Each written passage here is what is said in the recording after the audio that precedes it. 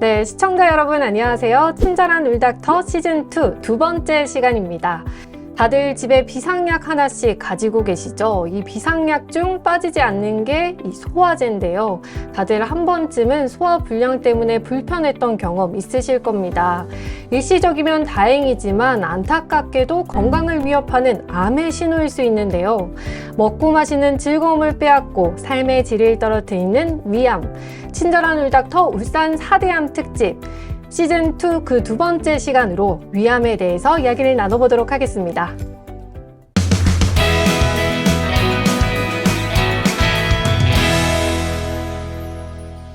네, 위암의 완치를 향해 함께 나아갈 오늘의 울닥터 소개하겠습니다. 박동진 교수님 모셨습니다. 안녕하세요. 안녕하세요. 안녕하세요. 백과 박동진입니다.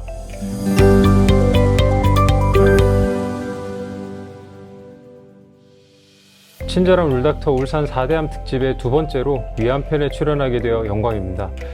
여러분들이 위암에 대해 궁금한 점들을 최대한 해소해 드릴 수 있는 시간이 되었으면 좋겠습니다. 네, 오늘 교수님과 함께 위암에 대해서 자세하게 알아보도록 하겠습니다. 네, 교수님, 위암은 폐암 다음으로 울산에서 많이 발병하는 암으로 알고 있는데요. 이 위암, 정확히 어떤 암인가요? 네. 위암이란 위에 발생하는 모든 악성 종양을 말하며 위선암, 림프종, 간질성 종양, 신경 내분비암, 육종 등 다양하게 있습니다. 일반적으로 위암이라고 하면 위선암을 말합니다. 위암은 위의 점막에서 발생해 진행하면서 점막 하층, 근육층, 장막 하층, 장막층으로 침륜해 들어가게 되고 외부 장기로 전이될 때 주변 림프절을 통해서 전이가 됩니다. 위암으로 진단된 경우 림프절 전이에 관계없이 점막층이나 점막 하층에 국한된 종양을 조기위암이라고 하고 근육층 이상으로 침륜한 경우 진행성 위암이라고 합니다.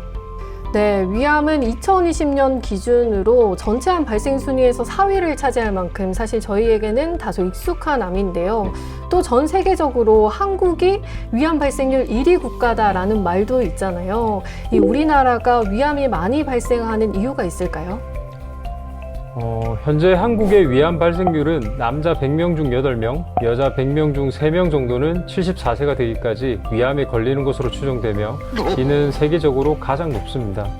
짜거나 탄 음식을 먹는 식습관이 가장 대표적인 위암 발병 요인인데 건강영양조사에 따르면 우리나라 국민의 1일 나트륨 섭취량은 약 3,500mg으로 권장량인 2,000mg을 훨씬 상회합니다.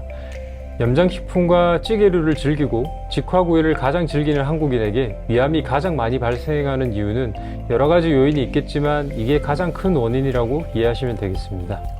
네, 사실 짜게 먹는 게 건강에 안 좋다는 건 알고 있었지만 위암의 직접적인 요인이라고 하니까 식습관을 개선할 필요가 있겠다라는 생각이 드는데요. 또 특히나 위암을 조심해야 하는 분들이 있을까요? 네, 위암을 더 조심해야 하는 분들, 즉 위암 고위험군은 만성 위축성 위염, 장상피 화생, 위수술 병력이 있는 경우입니다. 용어가 다소 어려우실 텐데 간단히 말씀드리자면 만성 위축성 위염은 위점막이 만성염증으로 인해 얇아진 상태이며 장상피 화생은 위점막 상피세포에 염증이 생겨 이 세포가 소장이나 대장의 점막과 유사한 세포들로 바뀌는 것을 말합니다. 이 만성 위축성 위염과 장상피 화생은 위암으로 가기 전 단계 병변, 위암의 전구성 병변이라고 합니다. 만성 위축성 위염의 경우 위암까지 진행 소요 시간은 16년에서 24년이라는 보고가 있으며 장상피 화생은 위암의 발생 위험도가 10배까지 높아집니다. 따라서 이러한 분들은 정기적인 내시경 추적 관찰을 통해 잘 감시해야 되고 특히나 장상피 화생의 대표적인 원인인 헬리코박터 파일로리 균 감염이 있을 경우 제균 치료를 통해 장상피 화생으로의 진행을 예방하는 것이 좋습니다. 네, 고위험군에 해당되시는 분들은 특히 더 조심하셔야 될 것 같습니다. 꼭 이런 경우가 아니더라도 속쓰림이나 소화장애 등 위장장애를 겪으시는 분들은 혹시 이게 위암의 전조 증상이 아닐까? 이렇게 걱정을 많이 하시거든요. 어떻게 구별할 수 있나요? 위암 환자의 경우 윗배가 불편하거나 속쓰림, 소화불량 같은 위장장애 증상을 호소하는 경우는 많지 않습니다. 거의 대부분의 위암 환자는 전혀 증상이 없는 경우가 훨씬 많습니다. 특히 요즘은 내시경 검진을 널리 시행하고 있고 조기위암 발견이 더욱 많아졌고 대부분 아무런 증상이 없습니다. 위암 이외에도 각종 위염, 역류성 식도염, 소화성 궤양 등도 위장장애 증상이 나타나기 때문에 증상만으로는 위암과 구분을 할 수가 없습니다. 네, 오히려 무증상이 많다는 사실이 더 놀라운데요. 그럼 말씀하신 것처럼 정말 조기에 검사를 받아보는 게 중요할 것 같습니다. 검사는 어떻게 이루어지나요? 우리나라는 전 세계에서 유일하게 전 국민을 대상으로 위암 조기 발견을 위해 국가 건강검진 사업을 시행하고 있습니다. 주로 하는 검사는 위내시경 검사입니다.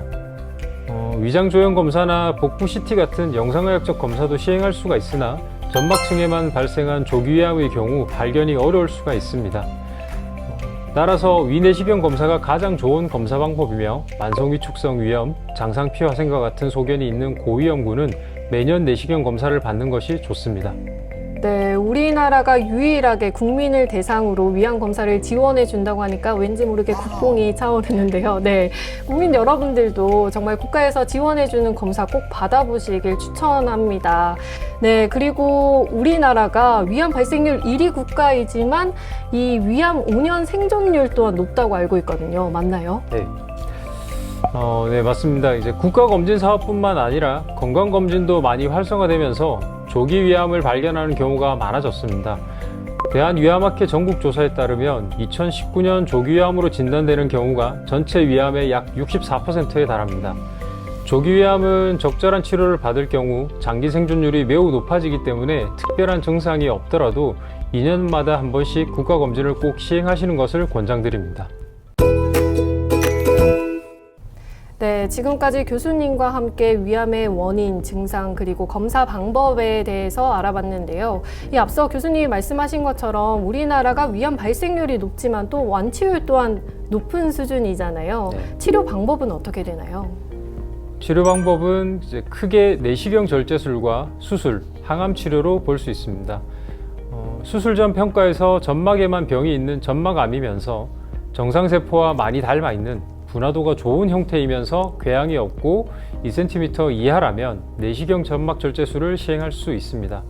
내시경 절제술의 경우 침습도가 수술에 비해서 낮고 수술 후 식사 문제나 일상생활 회복 등 삶의 질에 크게 영향을 받지 않는다는 장점이 있습니다. 그렇지만 수술에 비해 암병변으로부터 충분한 거리를 두고 절제를 하는 것이 더 어렵고 림프절 전이 여부에 대한 평가가 근본적으로 어렵기 때문에 시술 전에 면밀한 검사를 통해 림프절 전이가 없다고 판단되는 경우에만 적용해야 하고 시술 후 조직병리 검사를 통해 추가적인 수술 여부를 신중히 결정해야 합니다. 네, 내시경 절제술은 정말 많은 장점이 있지만 이 시술 조건이 제한적인 만큼 시술이 어렵다면 수술을 해야 하는 거겠죠? 네, 대개는 수술이 위암의 전통적인 치료 방법이며 현재까지 위암 치료의 표준이 되겠습니다. 과거에는 개복을 통한 위절제 수술이 표준이었으나 조기 위암의 경우 우리나라와 일본의 대규모 임상 연구를 통해 일기 위암에서 복강경 수술이 안전하게 시행될 수 있고 장기 생존율의 차이가 없음을 밝혀내면서 현재는 조기 위암에서는 복강경 수술이 표준 수술로 인정받고 있습니다. 또한 복강경 수술의 단점을 극복한 로봇 수술도 활발하게 적용이 되고 있으며 기존에 5개에서 6개의 복강경 구멍을 내 시행하던 수술을 최근에는 3개로 줄이는 축소포트 수술이나 하나의 구멍만 뚫고 하는 단일공 수술도 활발하게 시도하며 좋은 결과를 내고 있습니다. 네, 아무래도 환자분들 입장에서는 개복 수술보다는 복강경이나 로봇 수술이 조금 더 마음이 편하시지 않을까 생각이 드는데요. 네, 확실히 통증도 적고 회복도 빠르게 되고 수술 흉터 또한 최선으로 남기기 때문에 환자분들의 만족도가 매우 높습니다. 네, 조기 위암 치료에 대해서 말씀해 주셨는데 이미 진행된 진행성 위암은 어떤 방식으로 치료를 하나요? 네, 진행성 위암은 술기의 발전이나 새로운 항암제의 개발에도 불구하고 여전히 예후가 불량합니다. 원격 전이가 없는 진행성 위암의 치료 원칙은 암병변으로부터 충분한 거리를 두고 절제를 하는 위절제술과 주변 전이 가능성이 있는 림프절을 모두 박리하는 광범위 림프절 절제술이며 보조 항암 화학요법이 시행될 수 있습니다.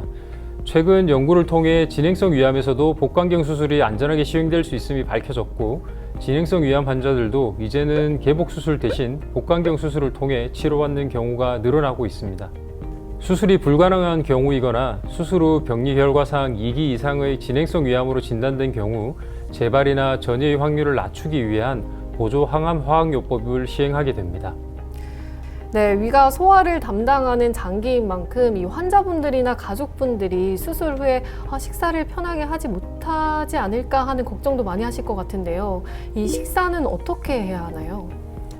위절제 수술 범위에 따라서 약 30에서 50% 정도 위가 남거나 전절제의 경우 전부 없어지기 때문에 위 수술을 받고 나면 소화 능력이 많이 떨어지게 됩니다. 따라서 수술 후 초기에는 소량씩 천천히 식사를 하시는 게 매우 중요하겠습니다. 소화가 잘 안 되는 음식들, 특히 섬유질이 많은 음식은 잘게 썰어서 많이 씹어서 먹어야 하고, 수술 후 초기에는 회복기이기 때문에 양질의 단백질을 많이 섭취하는 게 중요하겠습니다. 위의 크기가 작아지고 위 배출을 조절하는 괄약근이 없어짐에 따라 당도가 높은 음식물이 소장으로 급격하게 유입되고, 이 때문에 식은땀이 나거나 어지럽고 복통, 설사 등의 증상이 발생할 수 있는데 이를 덤핑 증후군이라고 합니다. 덤핑 증후군은 수술 후 1, 2년이 경과하면 많이 호전되지만 상당한 시간이 경과한 뒤에도 나타날 수가 있습니다. 덤핑 증후군을 예방하기 위해서는 소량씩 자주, 천천히 식사를 하고 고단백, 적절한 지방, 저탄수화물 섭취가 도움이 됩니다. 그리고 수술 후 한두 달 정도는 설탕이나 아이스크림 등 단순당의 과다한 섭취는 피하시는 게 좋겠고, 식사 후에는 바로 움직이지 마시고 20-30분 정도 쉬는 것이 좋습니다. 음식물이 내려가는 속도를 빠르게 할 수 있는 식사 중 국물이나 물의 섭취는 가능한 피하시고, 음료의 경우 식후 30분 정도 지나서 섭취하는 것이 좋겠습니다. 또 조심해야 할 음식 중 하나가 바로 감입니다. 위절제 수술을 받은 환자들은 남아있는 위의 기능 저하로 음식물이 배출 지연이 흔한데, 이때 감의 탄닌 성분이 위산과 음식의 섬유질과 합쳐져 단단한 돌이 잘 생깁니다.